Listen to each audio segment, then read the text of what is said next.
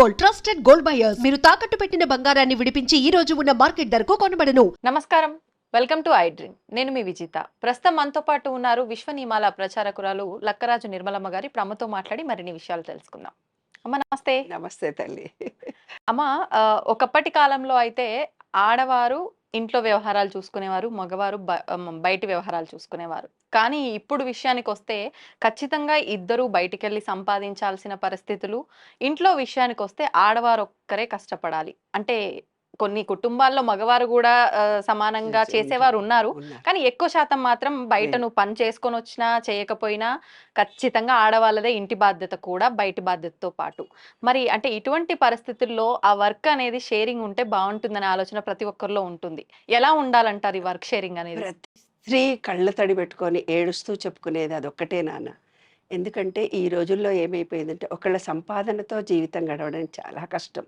కాబట్టి ఇద్దరు సంపాదించాల్సి వస్తుంది. మా అప్పుడు మీకు ఇంకో రహస్యం తెలుసా? ఆడవాళ్లకు రిజర్వేషన్ వచ్చి ఆడవాళ్ళకు ఉద్యోగాలు వచ్చేవి, మగవాళ్ళకు ఉద్యోగాలు వచ్చేవి కావు. అప్పుడు వాళ్ళు అనేవాళ్ళు, నువ్వు ఆడదాని వైపు ఉన్నావు కాబట్టి నీకు ఆయనతో ఉద్యోగం వచ్చిందమ్మా, లేకపోతే మాకు ఒక ఉద్యోగాలు ఎక్కడ వస్తే మాకు రిజర్వేషన్లు లేవు కదా అని అనేవాళ్ళు. ఒకప్పుడు గవర్నమెంట్ ఉద్యోగాలు, టీచర్ ఉద్యోగాల్లో పర్సంటేజ్ ఉమెన్కి ఎక్కువ ఉండేది అనమాట. బీఈడీలో సీట్స్ రావడం కూడా మాకు ఉమెన్కి ఫ్రీ సీట్స్ అట్లా ఉండేది. ఉమెన్ కొన్ని అంటే రాజకీయ నాయకులు వచ్చినప్పుడు కొన్ని జరుగుతాయి కదా, ఆ విధంగా. కానీ ఏంటంటే బూర్జువా భావాలు ఇండియాలో వచ్చిందే బాబు. నేను మగవాడి, నేను ఒక గడ్డి పరకనంటే కూడా అది ఇట్లా నిలబడుతుందంట. స్త్రీ అంటే ఇట్లా అణిగదొక్కబడి ఉండాలంట. ఆడపిల్ల ఆడనే ఉండాలంతే, చెప్పినట్టుగా విన్న అణిగిమణిగి ఆడ అంటే అణిగిమణిగి ఉండడం అంటమ్మ. నాకు తెలియదు, కొత్త సూత్రం నేను విన్నాను. కాబట్టి అణిగిమణిగి ఉండేది ఆడది అని. మరి ఇలాంటి పరిస్థితుల్లో సమాజం ఎలా పోతుంది? మన భావాల్లో ఎదుగుదల ఎందుకు లేదు? ప్రతి ఒక్కళ్ళు ఆలోచించుకోవాల్సినటువంటి అంశం అమ్మ. ఇప్పుడు ప్రేమించుకునేదాకా ఇంజనీరింగ్ కాలేజ్ దాకా ఈక్వల్గా ఉంటారు. ఉద్యోగాలు వచ్చినప్పుడు కూడా బాగానే ఉంటారు.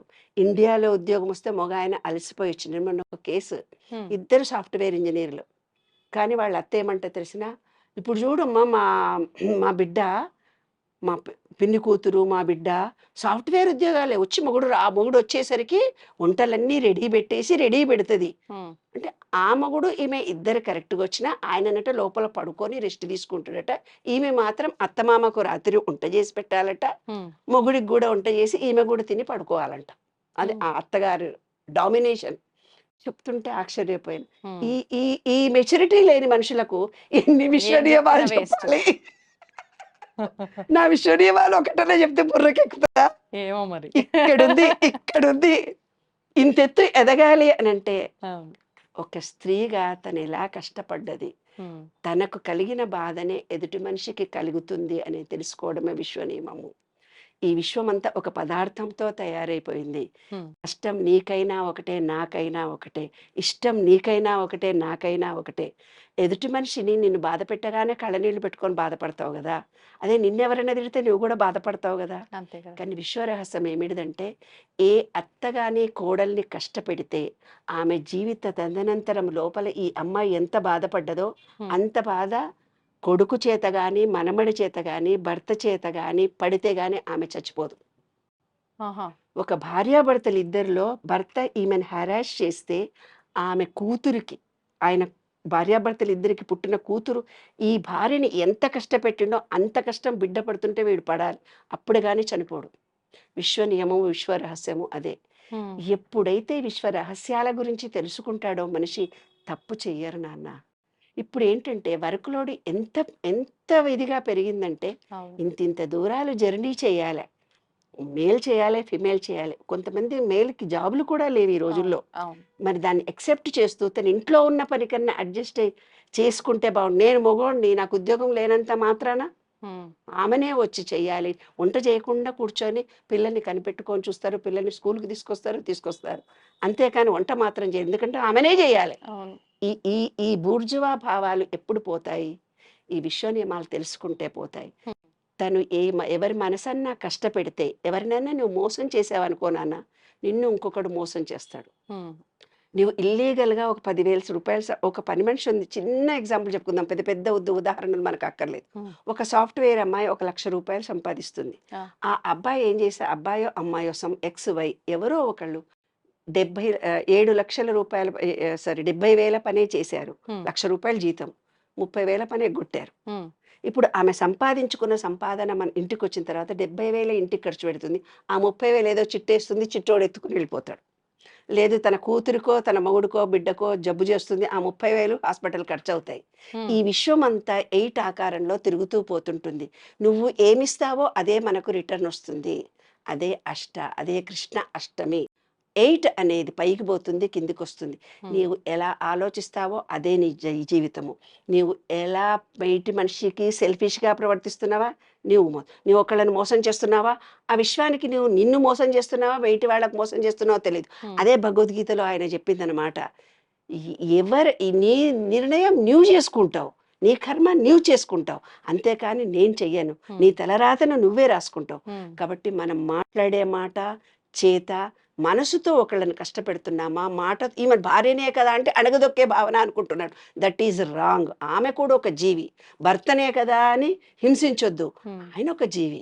ఈ విశ్వంలో ఉండే జీవులందరికీ కూడా ఇంకొకటి నాన్న, భార్యాభర్తలు ఇద్దరు పూజ చేయాలి, అది కుటుంబము అంటారు కదా, కానీ కాదు.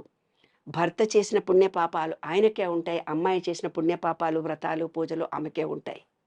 ఎవరిది వాళ్ళే అనుభవించాలి, కానీ భర్తది భార్య, భార్యది భర్త అనుభవించరు. కానీ పురుషుడు అనేటోడు విత్తనం మాత్రమే వేస్తాడు, భూమి స్త్రీ. భూమి ఎప్పుడైతే స్త్రీ అయిందో పురుషుడు విత్తనం వేస్తాడో ఆ విత్తనం ద్వారా పుట్టిన బిడ్డలకు వస్తుంది పాపం. కాబట్టి ఏ భార్యాభర్తలైనా భార్యను మీరు హింసించినప్పుడు మీ పిల్లలు ఖచ్చితంగా బాధపడతారు.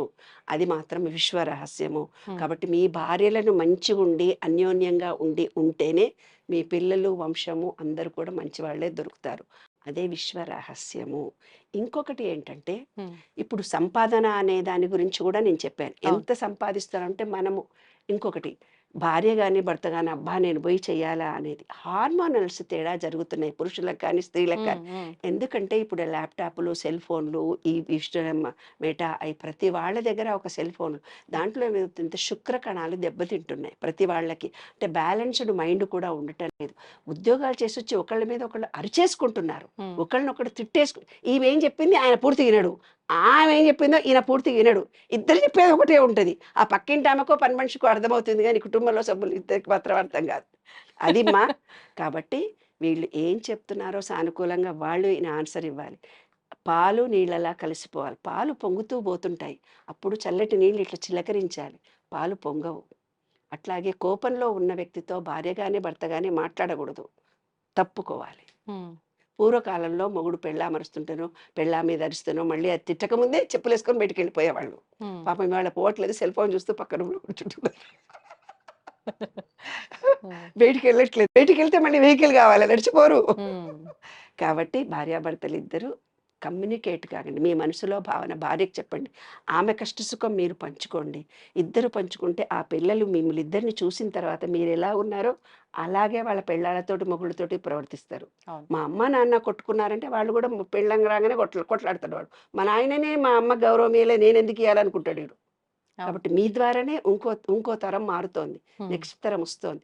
కాబట్టి భార్యాభర్తలు ఇద్దరికి నేను చేతులెత్తి దండం పెట్టి మరీ చెప్తున్నానే బంగారు తల్లి, విశ్వ నియమం అనేది నీవు ఎదుటి మనిషికి ప్రేమ ఇస్తే ప్రేమ వస్తుంది, కోపం ఇస్తే కోపం వస్తుంది. మనసుతో కష్టపడితే మనసుతో నువ్వు కష్టపడతావు, శారీరకంగా హింసిస్తే నీవు కూడా శారీరకంగా రోగం వస్తుంది. నీవు ఈర్షతో ఉన్నావు పెళ్ళా మీద, నీకు క్యాన్సర్ వస్తుంది. నీవు మొగుడి మీద ఇంకా కోపంతో ఉన్నావు, యూట్రస్ క్యాన్సర్ వస్తుంది. లేదు పెళ్ళాం చూసి ఈర్షపడ్డావు, నీకు హార్ట్ అటాక్ వస్తుంది. ఇదే జీవిత సత్యం. ఒక్కొక్కళ్ళకి మనకొచ్చే జబ్బులు ఏవైతే ఉన్నాయో, మనకొచ్చే రోగాలు ఏవైతే ఉన్నాయో, మనకొచ్చే పరిస్థితులు ఏవైతే ఉన్నాయో అవి మన బిహేవియర్ను పట్టే వస్తాయి. అదే విశ్వ రహస్యం.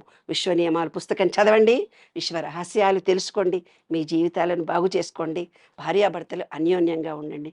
ఇదే నేను చెప్పే సందేశం. ధన్యవాదాలు.